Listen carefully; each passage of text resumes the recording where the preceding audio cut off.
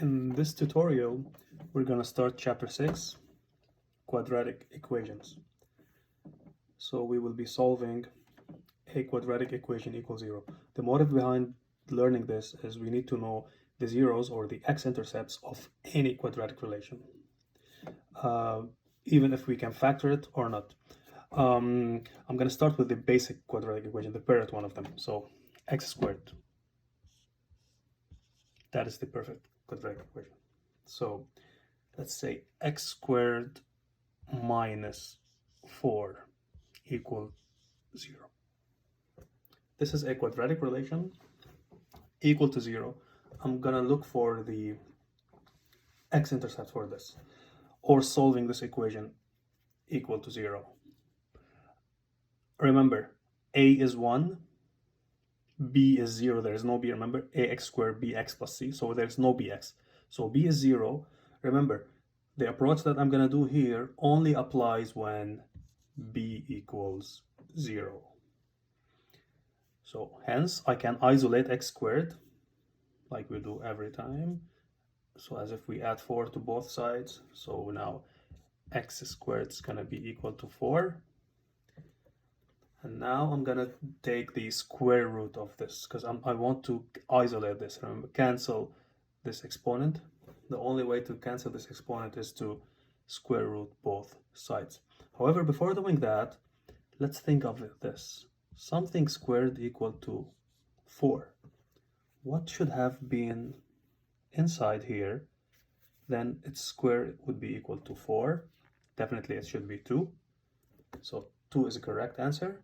However, what if we try negative 2? Negative 2 squared is also 4.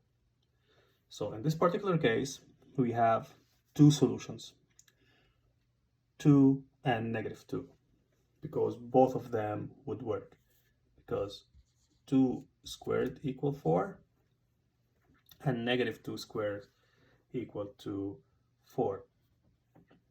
So that's why I would say the solution for this is x equals 2 or negative 2.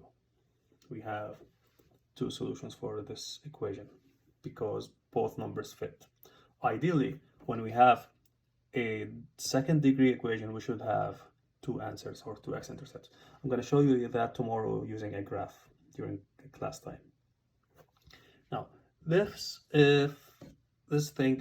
the equation is simple, let's use another example. Let's say x squared minus 81 equals 0. Simple examples. Again, b is 0. There is no bx, so I can use the approach of isolating, leaving x on one side and everything else on the other side. So x squared equal to 81.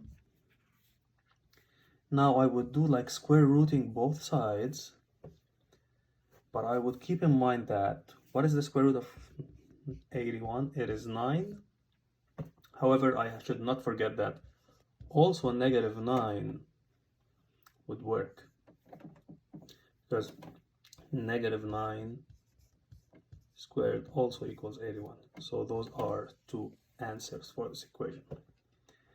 In other words, this quadratic equation would intersect the x-axis in 2 points, negative 9 and 9. So I knew the zeros for this quadratic equation, negative 9 and 9. This would be it for this part of the video. I'm going to continue on a different one. Thank you for watching.